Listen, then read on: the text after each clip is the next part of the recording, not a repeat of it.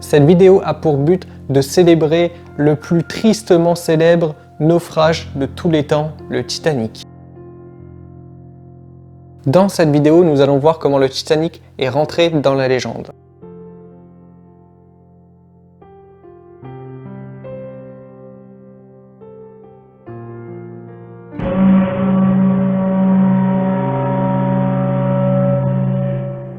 Tout commence en 1907, lors d'un dîner entre William Peary, directeur du chantier naval Harland & Wolff, et Joseph Bruce Ismay, directeur général de la compagnie maritime White Star Line. Durant le repas, un sujet fâcheux éclate. Ismay, jaloux de la compagnie rivale, la Cunard, qui construisait des navires beaucoup plus rapides que les leurs. Le Mauritania et le Lusitania, navires de la Cunard, rival de la White Star Line, étaient beaucoup plus rapides. Ils avaient remporté le ruban bleu, récompense suprême pour les navires traversant l'Atlantique le plus rapidement possible. William Peary le conseillait d'attaquer sur la grandeur, le luxe, le confort et la sécurité plutôt qu'une course onéreuse de la vitesse. En 1909, la construction du Titanic commence. Le 31 mai 1911, la coque du Titanic était finie. Après plus de 3 ans, le Titanic est achevé et prêt à naviguer. À la fin de la construction, le Titanic était le plus grand, le plus lourd, le plus luxueux paquebot au monde. Suite à une réunion médiatique, le Titanic fut présenté comme pratiquement insubmersible grâce à ses 16 compartiments étanches fermables électriquement. Les médias gardèrent le nom insubmersible. Le Titanic devait être le symbole de la grandeur, du luxe, du confort et de la sécurité. Le Titanic avait 2 frères jumeaux, l'Olympique, le Gigantique, rebaptisé Britannique après le naufrage du Titanic.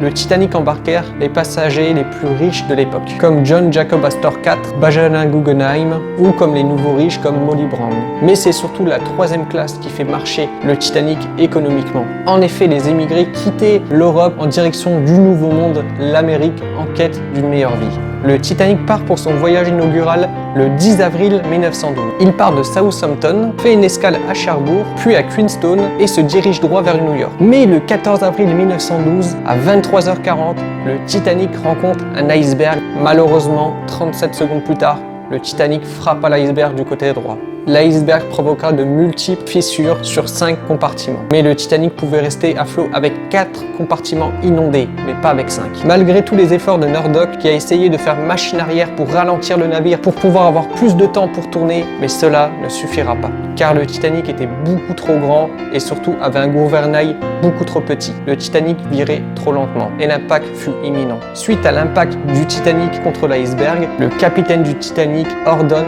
le tout premier SOS. Peu après minuit, l'ordre est donné aux femmes et aux enfants d'embarquer dans les canots de sauvetage qui sont en nombre insuffisant. En effet, le Titanic possédait que 16 canots de sauvetage et pouvait embarquer la moitié des passagers. Vers 2h17 du matin, le Titanic se coupa en deux. Après une lente agonie, le Titanic sombra dans les eaux glacées de l'Atlantique.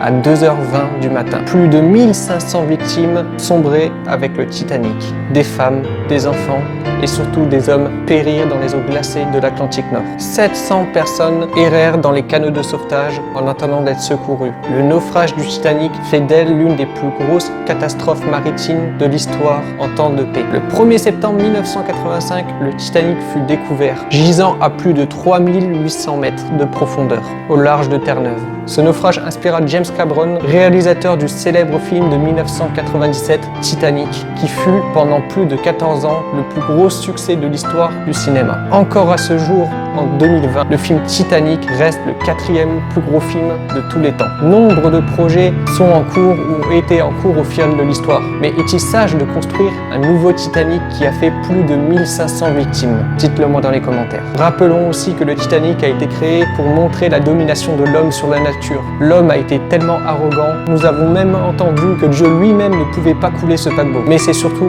une accumulation de circonstances dramatiques qui provoqua le naufrage. J'ai essayé de pas trop détailler cette vidéo pour pas que ça soit trop long et surtout très compliqué. Mais si tu veux plus d'informations, dis-moi dans les commentaires et l'année prochaine je referai une vidéo beaucoup plus complète cette fois-ci. Si cette histoire t'a touché, je te demande de mettre un like et de mettre un petit commentaire. Le message de cette vidéo, n'oublions jamais.